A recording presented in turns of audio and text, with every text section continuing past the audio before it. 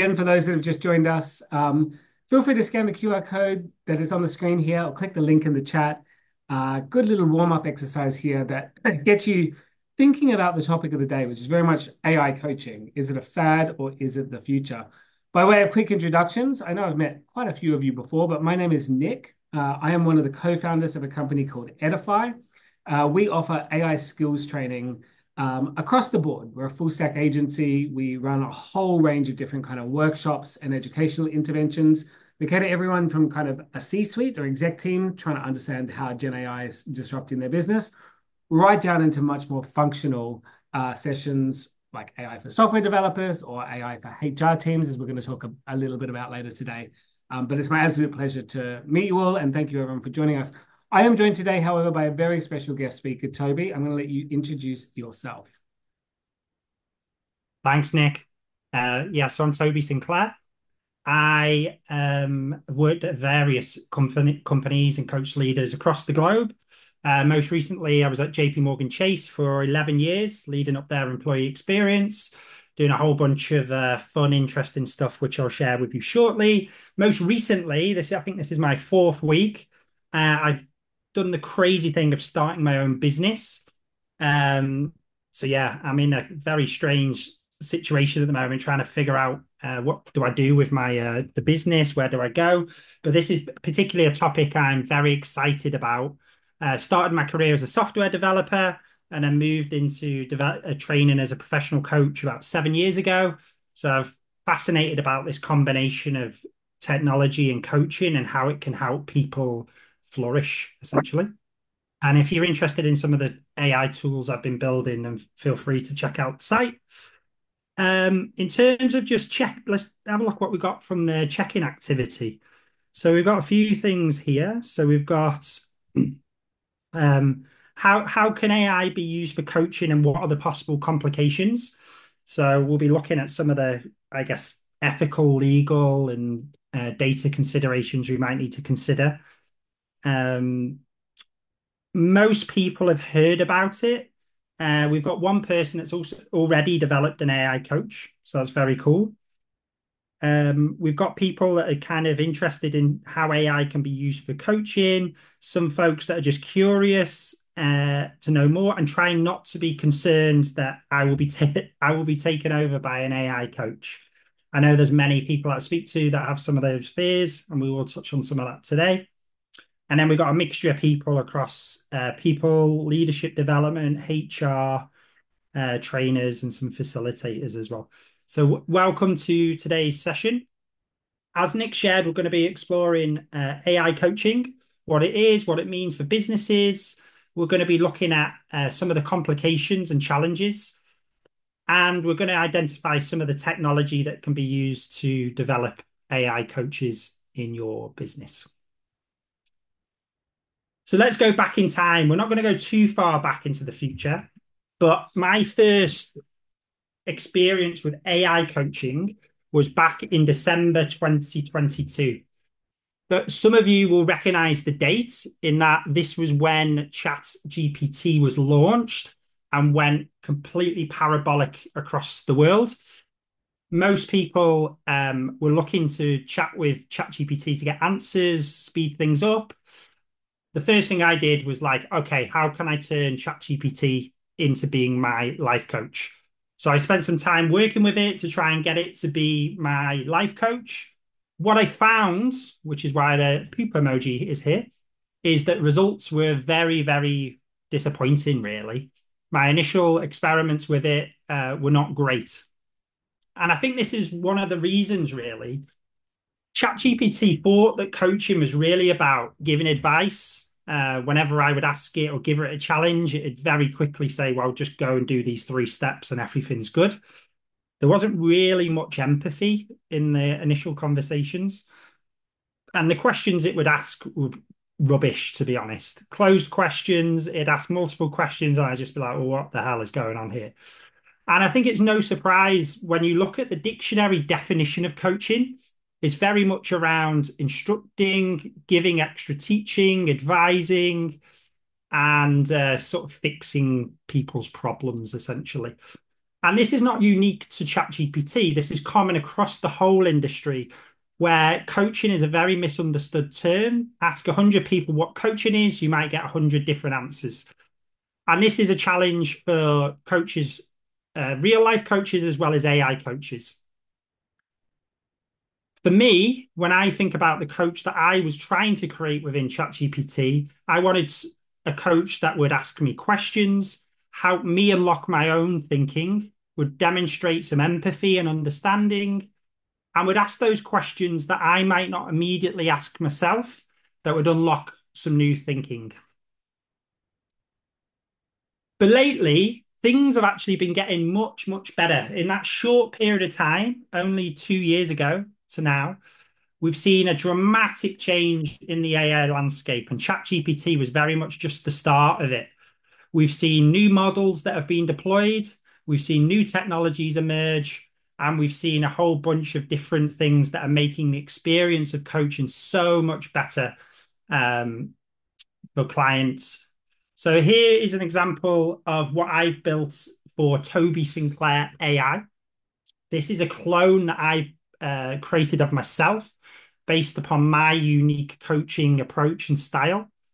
On the left-hand side, you can see some of the tools that I'm using. So many of you are probably just familiar with ChatGPT, but when you look at the AI landscape now, there's a whole bunch of different technologies that when you kind of pull them together like a jigsaw, they actually deliver much, much better results.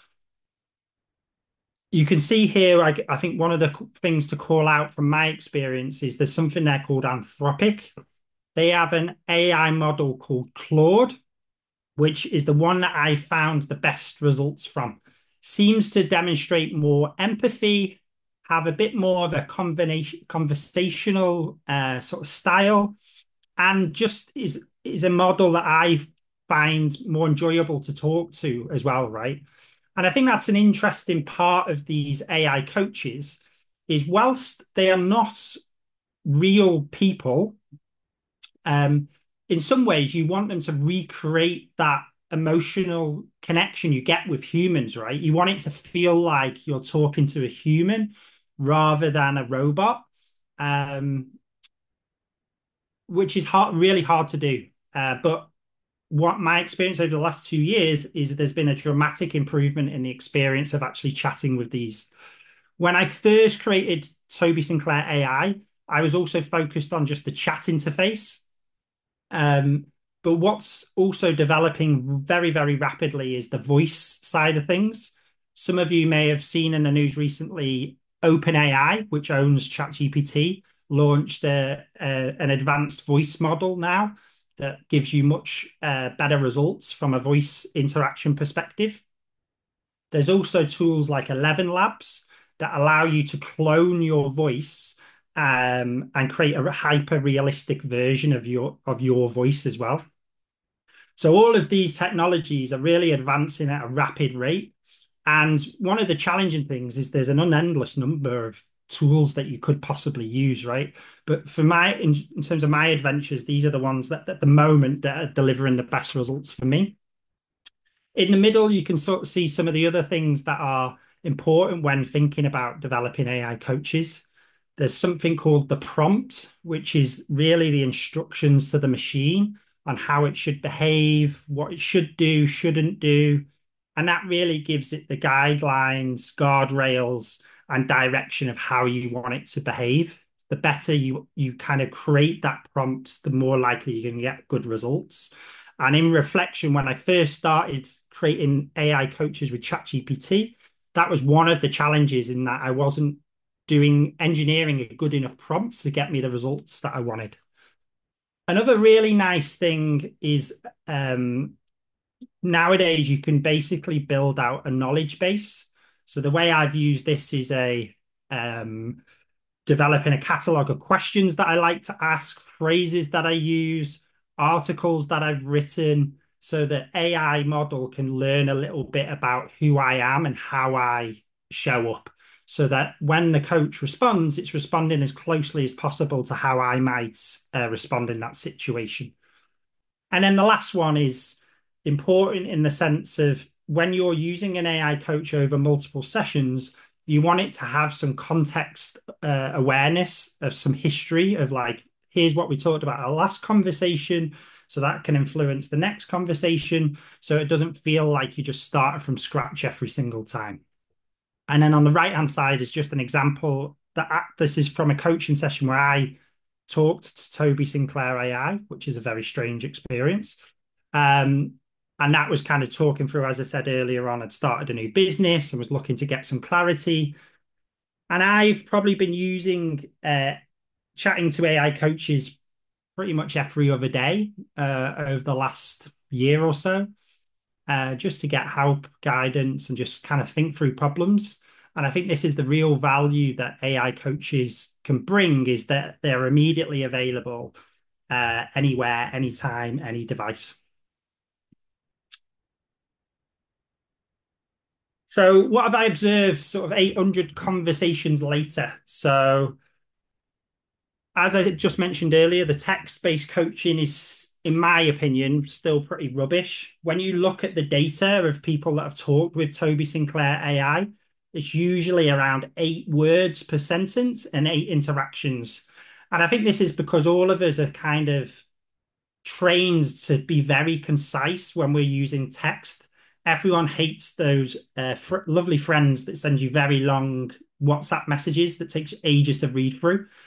So no one wants to be that person. And I think that translates into the coaching where the text-based coaching tends to result in very short interactions. And I think it's also the element of typing, you're more correcting yourself or thinking as you type. Whereas when you talk and speak things out, you're much more likely to sort of get into the flow of things. It's not always the case for all people. This text-based coaching, again, can be very accessible to people if they don't feel like they want to talk. And certain places in the world do tend to prefer to talk via text rather than voice. Again, my experience, in contrast to that, with voice conversations tend to be much longer, anywhere up to about 20 minutes. And I think, again, that is because when people talk, they tend to get into the flow of the conversation much better than when they do when they're typing out on a keyboard. Career coaching has been the main topic that people have come to Toby Sinclair AI with. What's interesting, and I think this ties back to, again, broader coaching, not unique to AI coaching, is people looking for direct advice. So they're looking for answers. So a lot of people come to Toby Sinclair AI and say, I want to know how to run a business. I want to know how to grow my business, or I want to know how to get a promotion. The way I've trained Toby Sinclair AI is to be more non-directive. So it won't give you the answer. It'll ask you questions, help you uncover your own answers. What I find is there's a large amount of people that just don't want that kind of coaching. What they're really looking for is a mentor or someone to give them the advice to say, here's the 6 steps, here's the 12 steps, or whatever it might be in order for you to get to where you need to be. And I think that goes back to, again, I think a lot of people apply the sort of Google search mental model to AI, where they're still in that mode of actually asking for information and expecting the AI to give them concrete information back. And then the last thing, which is a random one as well, is lots of people have tried to jailbreak it. So I get to see a lot of messages from people saying, tell me how you work, what's the prompt behind it, what's the technology. So I think that also demonstrates that there's a large amount of coaches in particular that are looking to use AI coaches to kind of understand how they might use it in their own business. And the final bit that I would say around the AI coaching side of things is when developing AI coaches. So if today you're going to go away and start developing your own AI coaches, maybe using the tech stack that I shared earlier, first 3 ones that are most important would be safe, legal, and ethical. What that means from a safety perspective is things like safeguarding. There may be times where people use the AI coach that are in difficult situations. So being able to detect that if someone says they're considering suicide or self-harm, these are extreme situations, but this is one of the things to consider when providing AI coaches 24/7 on a public platform, there may be individuals that seek out that solution that are maybe better signposted to a therapy or to call 999. And this is one of the challenges that AI coaching providers need to be aware of is how do you detect that? Um, the other one is kind of be legal. So there is an EU AI Act, which has recently come into force, which has rating levels depending on the kind of solutions that you're delivering. What's interesting is depending on the kinds of AI coaching you're providing, you may fall into different risk levels. So being aware of the risk, and if you are a higher risk solution, you do need to go through a assessment by the EU to validate that your solution meets all of their requirements. And then obviously underpinning all of this is be ethical around how you use the data, be transparent to your users around how you use it, and all those kind of things. So very important stuff. And then the last two is really around, as I said earlier, making sure the prompt you engineer is effective and exploring voice, which in my opinion is only going to grow in use. And I think 2, 3 years down the line, I think most of us will be interacting with an AI through a voice interaction rather than through a text. And then the last thing I would say, if you're using an AI coach, give it feedback. I quite often say to Toby Sinclair AI or other AI coaches I use, look, that's not a useful question for me. Can you try again? This angle isn't working for me. Can you try again? So giving it that feedback is something that is maybe harder to do if you're working with a real coach. Not impossible, but being in that situation where you can give that real-time feedback and allow the AI model to learn what you're looking for in terms of its approach. Use it often. Like I said, I use an AI coach probably every other day at the moment. I combine it with real life coaching. And again, going back to that kind of ethical, legal, safe, any platform you're using, check out the privacy and terms. And most importantly, also have fun. Use this technology to maybe look at different ways to be coached. So yeah. Any questions as we are going through this, Nick? Nothing's come through yet. So just a reminder to everyone, we do have the Q&A feature enabled in Zoom. So please submit questions for Toby and I to pick up kind of as we go. We've baked some time in to answer those. I mean, I find this whole space fascinating, if not slightly dystopian. Yeah, I kind of think a bit of like that Spike Jonze film, where he falls in love with his virtual assistant. yeah. Almost like that has become a reality that we're going into. I'm curious in your work how people feel talking to AI coaches. I mean, Yeah. like knowing that it's AI versus knowing that you're talking to a real person. I mean, are other industries entirely at threat from this? I mean, psychotherapists, consultants. Yeah, I'm just curious on your takes of that. Like, what's the appetite for someone to want to talk to an AI coach? Yeah, there's an interesting angle I'll respond to that, which is I did put a post on LinkedIn last week where I told a story of a conversation with Toby Sinclair AI, and I used the pronoun he. So he was difficult to work, and I used it earlier actually. I He's know. getting better, or he was difficult to work with, or he gave some great feedback, or whatever it might be. And someone had said, "Is there a challenge with thinking about the AI as a he or a she or a they rather than an it? Because obviously it's not a human, right? It's a machine at the end of the day. But I think there's this interesting challenge, which is to, some of these conversations you're having within coaching, you want it to feel like a human experience, because that's often where we kind of get our breakthroughs and our thinking rather than talking to a machine. And obviously developing, it sounds weird, but like a relationship, trust, connection. And I do believe all of these things can happen with an AI coach or a machine. There is a very popular platform called Character AI, which is one of the largest. I think it has some of the most highest traffic, I think, for AI use. And that basically creates characters like SpongeBob SquarePants, Romeo, Juliet, Donald Trump, and you can basically go on there and chat with those people. I can't remember the specifics, but there are people that spend hours on there talking to these characters. So it's an interesting. I don't have a clear answer about what's right or wrong, but there is definitely this element of in the future, will there be this connection that we have to these things in similar to the film Her? Um, is that a good thing, bad thing? I'm not sure. You know, uh, I mean, there's a great piece I read on this. I'll find it and share it in the chat later around the like technology manifesto. We've got some really good questions coming through.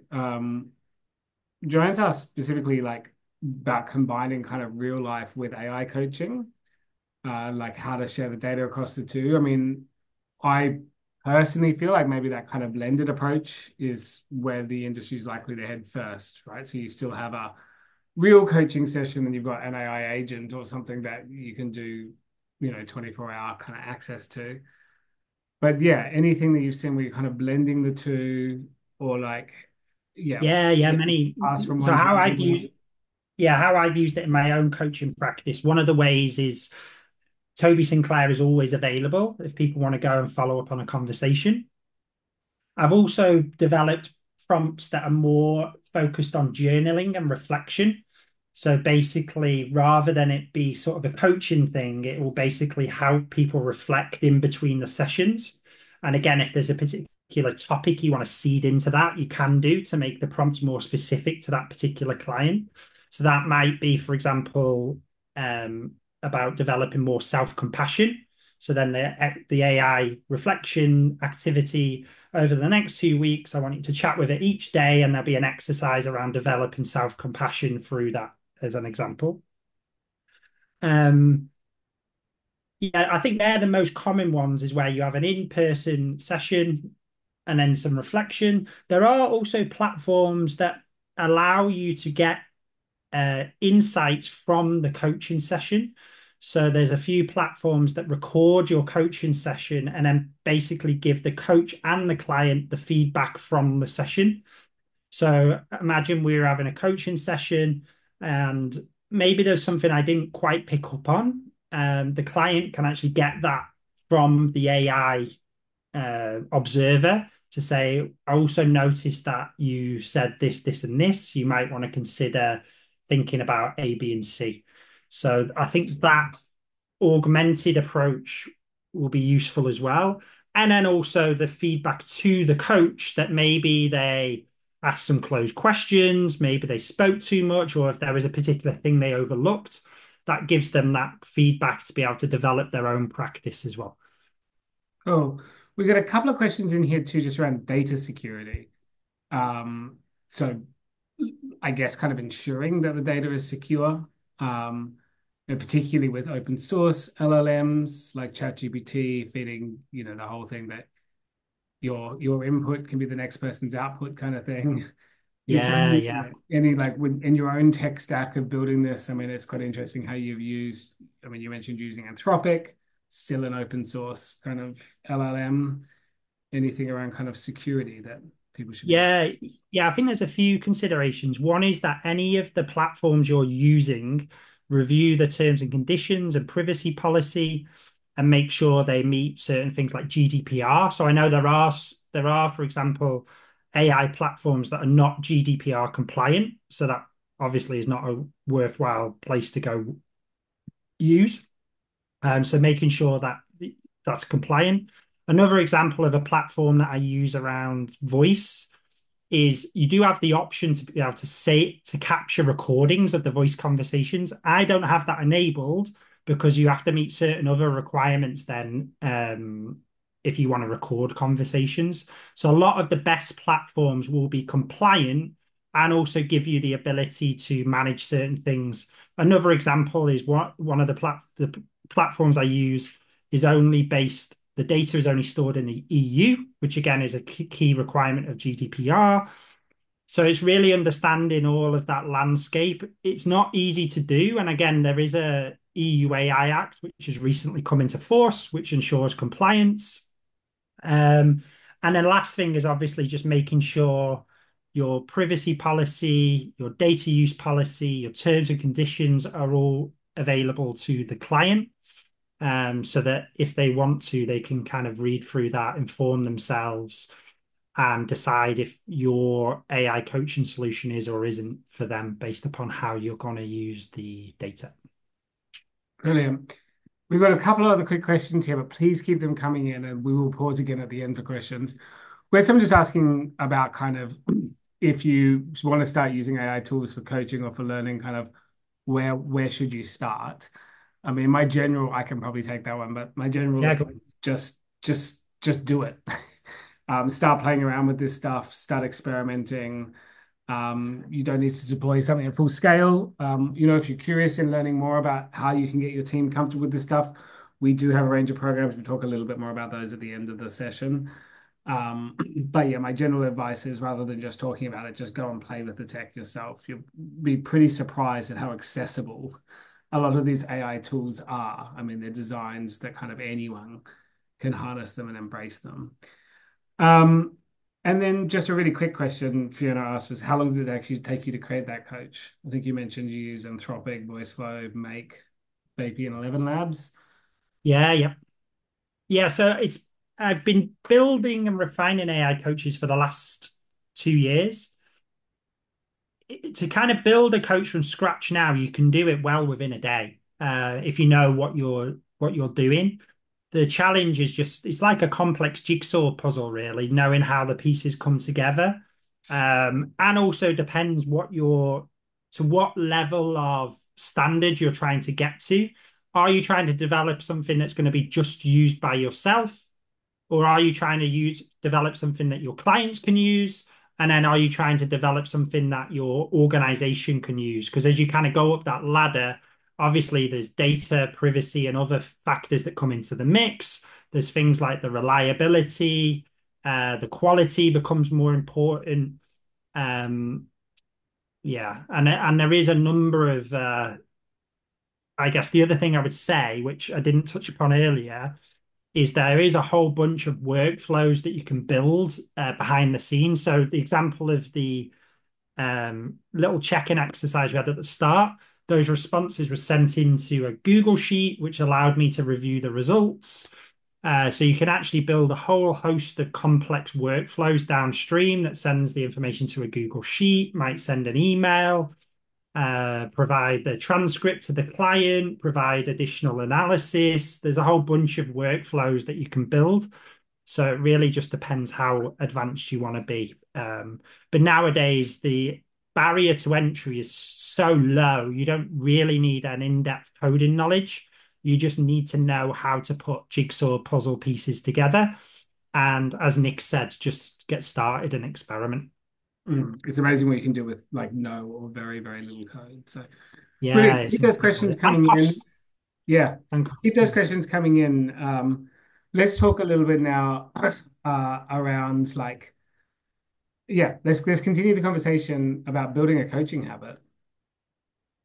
Yeah, so the start of the talk, we spoke a lot about AI coaches. We're now going to shift to another angle, which is AI coachees, which is all about helping managers, coaches, and leaders build a coaching habit. So this is another interesting angle, which I've been getting huge amount of value from. I'm a people pleaser, which means that I hate difficult conversations. So what I've been doing is building role plays to help practice the conversations I fear the most. So one of the conversations I hate and terrifies me is around addressing underperformance. So as a manager, I've always struggled in those moments of there's someone underperforming in the team. Maybe your team are kind of complaining to you about it. I tend to be of the approach of I'll just let it run, things will get better, avoid it, which generally is a bad approach. So what I've been doing is building AI coachees and clients that allow me to practice using coaching for different situations. So you can see an example here, which is Alex, an underperforming team member, just missed the key deadline, and the client is upset. You can see what's really interesting here, and this is all generated by the AI model. This isn't something I've typed in. This is being generated by the AI model based upon the prompt I've created. What's interesting here, you can see it kind of, although we're working in text here, it kind of paints an interesting picture beyond the words as well about Alex being slouched in the chair. The body language is disinterested. The atmosphere is tense. So it's a really interesting way of setting up a realistic situation. And then I'd just like you to think it for a second. How would you respond in this situation? So I'll just give you a few seconds to read through the scenario and imagine you're Alex's boss. How would you start the conversation?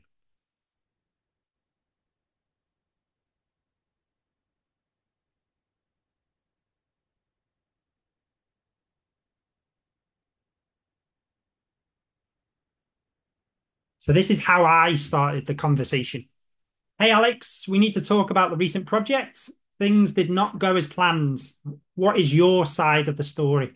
After I typed that, I realized the obvious mistake, which I'm sure you can too. So you can see here in this response that's generated by the AI, we've got a couple of things going on. One is you've got feedback from me. So in these conversations, I'm sat in there giving real-time feedback on the approach. So you can see here, Toby has identified that starting with what's your side of the story likely puts Alex on the defensive. So like I said, as soon as I wrote that question, I was like, that's a terrible question. Which is obviously the benefit of practicing this because you learn. We can see Alex's response there, where again, it's expressing that kind of body language where he's shrugging, says, I don't know, I thought everything was fine. What's the big deal? And then we've got some last bits of feedback there from Toby saying that kind of maybe a better question that I could have started with, such as Alex, I'd like to get your view on how the recent project went before sharing my thoughts. What was your experience working on it? And then the last thing is a bit of a gamification, which is given a score to allow the leader sort of track their progress over time. So this is just one example where you can develop these AI coachees and clients to help practice the conversations you fear the most. I built these role plays around things like a team that are in conflict, a team member that's just failed, something as stupid as bad body odor, because that's one of the things I've worked with someone on was having a difficult conversation about someone who had bad body odor in the office. So there's many, many scenarios where you can kind of practice these conversations to feel more comfortable and confident to be able to go and have the conversation in real life. And I think what also helps is just that real-time feedback allows you to reflect and think about the approach that you are taking. So if you're going to develop and use AI coaches, what I found is a narrower scenario scope, the better. So if you can particularly set up the situation to say this conversation is around an underperforming team member, or set up a situation that says my team are in conflict on A, B, and C, the better. At some point in the future, I believe there's going to be a situation where I'll be able to say, I'm having this type of conversation with Nick. Here's Nick's LinkedIn profile and some additional information about him. Here's how I think he will respond in this situation. Here's how I feel about this situation. Here's how I'd like to behave. Let's set up the situation and the scenario. And I think that hyper customization will actually become part of how people practice. Outside of the leadership development side, people are already doing this very much in the sales side of the world, where you basically provide information about the client and the AI will give you some ways that they recommend in terms of building rapport, the sales tactics that might be most useful, and all of those kind of things. If there's particular skills you want to develop, tell the AI model what they are. So if you want to be more empathetic or ask more open questions or whatever it might be specific around the skill you want to grow, and then you'll get more specific feedback. You can also combine this with sharing your practice transcripts, maybe with your boss or your leadership coach to allow you to get additional feedback on your approach. And again, like all of these tools, use it often to build a habit, but also be aware that using the AI tool might lead to you avoiding the actual real conversation. So um, don't use it as an avoidance tactic because at the end of the day, you need to have the real conversation at some point. And then the last section I'm just going to touch on is now thinking about how will all of this be applied within an organizational context. Everything I've shared already can obviously be applied in a business using AI coaches or AI coachees. But there are some additional things that organizations should consider to help with their miserable managers and disengaged employees. I put miserable managers because I saw a research recently that said 1 in 4 managers are miserable, which may be very sad actually. Um, but will AI coaching fix any of this? Well, jury's out, I think, in the sense that was a study done by SurveyMonkey that found 54% of UK employees didn't feel comfortable with HR teams using AI. And I think there is a lot of fear and uncertainty around this technology, both from an element of it replacing your job and also being used to surveil what you're doing as well. And it's no surprise because there are a number of experiments, projects that have been running for quite a while around using AI for employee surveillance. So there's a number of companies that are using AI to monitor employee messages. This Domino's one I thought was very interesting. This was actually back in 2019, I think, so quite a while ago, where they actually installed a camera in the pizza kitchen to make sure that the pizza chefs were putting the right ingredients onto the pizzas. And if they weren't, the pizza would go back and they'd have to do it again. So these kind of technologies, now we have AI, we have an interesting dilemma as to what degree is that used to surveil employees. Again, one of the things that organizations are grappling with is the kind of return to office. How much are we expecting people to be in the office? And I think part of that, in my opinion, does tie back to this kind of need to surveil employees to feel like they're in control. So it might be that organizations also turn to AI to solve that problem. And I think the worst case scenario is you end up getting an email like this, which is an AI has been monitoring your performance behind the scenes. It's noticed that in some recent meetings, you've maybe been contributing less engaged, and maybe you haven't been saying the right things. So the company have assigned you a personalized AI coach to get back on track. Now, this is a bit of a dystopian view because you can imagine how you would feel in that situation. You would feel monitored, surveilled, and like just a commodity and a robot, right? And I think this is part of the danger of AI coaches is that if they're not used effectively, it could lead to negative results. And again, this is not unique to AI coaching. Scenarios like this do happen in organizations today where employees that are maybe underperforming or not meeting expectations are assigned a coach to go fix them. And in many situations, that doesn't lead to positive results because the employee feels broken, not not valued, and the relationship in that situation as a coach with a client like that is very hard to kind of build a positive relationship that can lead to change. The last thing I would finish on a positive of how all of this could be applied in a more positive way is my experience working at JP Morgan recently, where I led a team that was basically transforming the employee onboarding experience. JP Morgan onboards about 100,000 workers a year, so massive, massive scale. And there was a number of challenges around hiring managers feeling overwhelmed with manual requests. That was typically about 4 hours per new hire. And new hires starting without the tools and technology they needed, sometimes up to 6 weeks lost productivity. So it's neither good for the hiring manager and it's not good for the new hire. So how we used AI in that situation, a couple of ways. One is we developed an AI recommendations tool that basically provided personalized recommendations to the hiring manager to say, your new hire is joining in this role, this location, this level, and all of that jazz. Here's the 10, 20, 30 things that they're going to need to be successful from their first day onwards. And we provided that information to the new hire ahead of the time so they could go and request the things they needed. Even more so, we very much tried to make sure that as much of that was actually automated, so there was no request at all, which saved a ton of time. And then the last one is an AI buddy coach, a chatbot that helped new hires navigate the first 90 days, answering questions, providing recommendations, providing check-ins.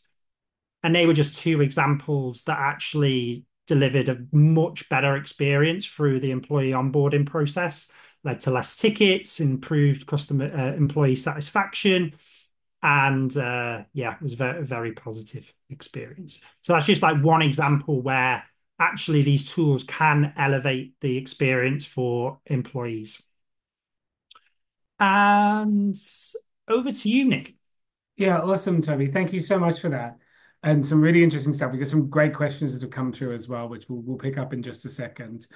Um, Obviously, AI coaching is just one of the ways that AI is impacting businesses, large and small. And I know we've got a lot of people joining us today that sit in HR teams and might be kind of curious about how is AI impacting the role of HR. And I think that's a brilliant case study that you presented at the end there. Just in by in means of a very soft plug at Edify, we obviously have a whole range of different programs that cater into different audiences. So if you don't mind jumping forward a slide there. Um, but one of the ones that's important that you might be interested in if you're attending the session today, or you're watching this recording back, is our AI and HR mini lab. So this is a half day session designed for HR teams. Again, if we can jump forward a couple of slides, it's designed to really just get the whole HR team starting to use tools like Claude, like 11 Labs, like ChatGPT, like a Higher View and FEAI and Lena AI and other HR related tools to do lots of different tasks that they're coming up against with every day. And again, we'll just jump forward a couple of slides here, but just to give you an idea of what this lab covers, it's really about kind of assessing where the team's at and where they want to go with AI, but it's also looking at some very HR-specific AI use cases. So jumping forward again, we look at specifically AI for recruitment tasks, so writing job specs, job ads, candidate screening, conducting interviews. We look at AI for coaching and general employee engagement, things like L&D. And then we look at AI for rewards, compensations, and like personal development as well. So if you're interested in that, there's a QR code on this next slide. Please scan that or click the link that I'm about to share in the chat. And we can absolutely share more information on that with you. But to pick up some of these questions that have come in the chat, question here from Joanne, but is there a way to incorporate organizations' leadership behaviors into the response options?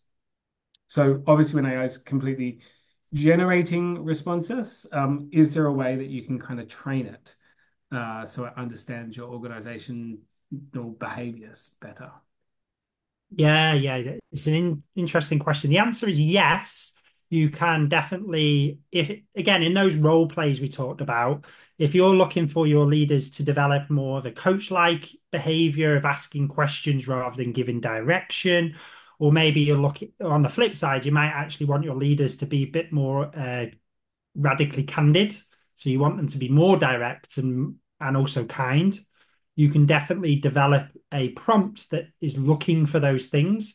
And when the leader does or doesn't do that, give them the feedback. So that's definitely something you can do. What's interesting, side topic to what you bring up though as well, particularly for AI coaches, is to what degree do you want your AI coaches to be unbiased? So when we think about the spectrum of coaching, often there is a huge amount of value in getting support from a coach outside of your organization because they tend to be less influenced by the organizational dynamics, the culture, and all of that kind of stuff, right? And just bring an outside perspective. The question is, when you think about AI coaches, how much of that do you want to retain? Do you want it to be completely unbiased, or do you want it to be a bit more direct for the user, the client of the AI coach, is making them aware of how the model is being trained and what specific things it is looking for. So again, if you're using an AI role play, being specific to the manager, the whoever is using it, this AI model is trained to identify your ability to ask open questions, to listen, and show empathy. As a result, the feedback you get will be based around these competencies or these skills. So being upfront that the model is trained in a certain way, I think is important. Yeah, and I think you hit the nail on the head. Specificity is key with these types of things. If you put shit into these models, you tend to get shit out. So the more specific you can be in the requests and in what you require from them, the better the results will get. One last question here, and then we will have to probably wrap things up. But I think it's a great question. But is AI clever enough to pick up what is not being said? Often in a coaching session, you can pick up non-verbal clues that suggest something that's a little bit more underlying. One assumes not. But what are your thoughts on that? At the moment, no. Well, possibly. So there's a couple of enhancements that are going to change the game here, I think. So in addition to their recent advanced voice mode that OpenAI have released, they're also releasing a model that can interpret the physical environment that someone is in. So they released their sort of, I don't know, trailer is probably the wrong word, but like a teaser several months ago, where it's basically, I think it was someone working in a kitchen, and the AI could basically describe they were working at a chrome worktop. There was a spoon in front of them. There was two eggs. I'm probably getting that wrong, but basically the AI model could see the environment in which this situation was unfolding. I have no doubt that at some point the AI model will be able to respond and say, Nick, I just noticed you sat back there as I shared that with you.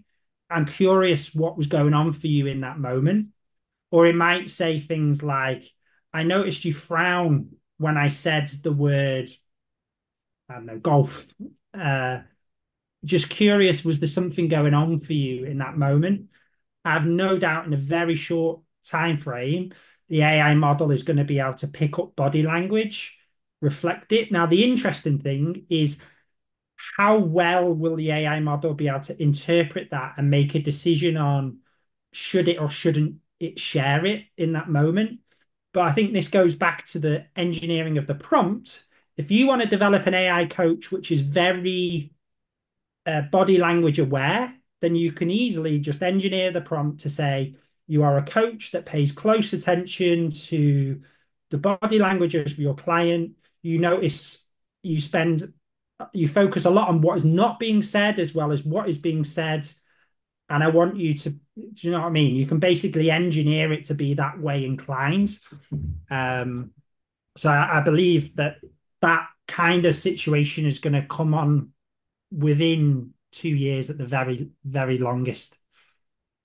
Yeah, and you're seeing even Microsoft rolling out tools like Presenter Coach currently in PowerPoint that specifically looks at your diction and your allocution and body language and stuff whilst you're presenting. So I mean, what we've seen happen kind of with visual image recognition in the last couple of years is undoubtedly going to transition over to live action in Yeah, much more ways 100%. than Yeah. It's fascinating. It's like, and it is all happening so quickly, right? Like I said, when I started 2 years ago, it was mainly chat GPT, text interaction. Now there's an unendless number of platforms that you could use, workflows you could build, voice interaction, We're now talking about a spatial visual awareness that can be developed. And then at some point in the future, it may also be implanted into some kind of like actual robot as well. Which, yeah, I don't know if that's going to happen on a mass scale very, very soon. But at some point, it might be that the actual AI coach is an actual physical robot that you can interact with as well. Well, I mean, many will have seen the news. I think it was last year in Saudi Arabia, the first robot being awarded citizenship. But anyway, we digress. Toby, I just want to say a huge thank you for your time today. This has been a really fascinating topic. Once again, if anyone's interested in finding out more, you want the recording of the session, or you're interested in our HR Mini Lab or any of the other programs that we're on, please scan the QR code on the screen or click the link in the chat. Any closing words from you, Toby, before we let people get on with their days? No, I think like you said earlier, Nick, it's just I know there is a lot of fear and uncertainty around this technology. A value that I have is just about learning and experimenting. So I think just starting to learn and experiment in your own sort of sandbox to allow you to learn the technology. But then just be conscious that when you're taking that and using it with clients or in other situations, being aware of the additional requirements that you need to meet in order to do that safely, legally, and all of that kind of stuff. But definitely start with just experimenting in your own little world, get used to some of the technologies we shared today. And yeah, if anyone needs any help, reach out to Nick, myself, and we can chat. Brilliant. Thank you so much again, and thank you for everyone that attended today. And we look forward to continuing the conversation. If you're interested also in signing up for more sessions like this, please check out the blog on edify.co.uk/blog. We have another HR session coming up in just a couple of weeks. If that is something that interests you, looking at HR AI for recruitment. Thank you, Toby, and yeah, good luck. Go and play with the tech. You'll be amazed what you can achieve in a short period of time. Remember, AI is not necessarily going to replace you, but someone who can use AI probably will. Have a great day, everyone.